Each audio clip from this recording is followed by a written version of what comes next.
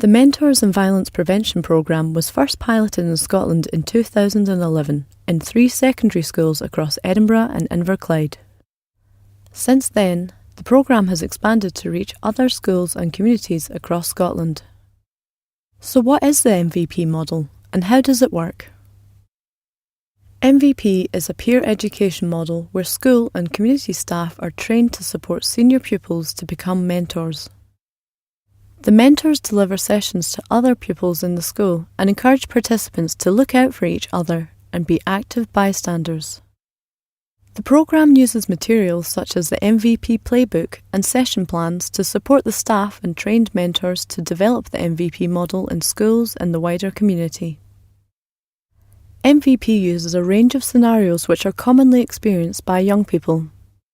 The MVP model gives participants the tools to have discussions about the range of issues that can affect young people across Scotland today, voice their own opinions and listen to the opinions of their peers, break down unhealthy group norms that prevent individuals from being themselves, and understand the pressures of gender roles and how a bystander can prevent violence safely. The 5 core elements that make up the MVP programme are 1. Exploring violence through a gendered lens. We ask participants to look at incidents of violence and think about what pressures a person can experience to behave in certain ways based on their gender. 2. Using a bystander approach.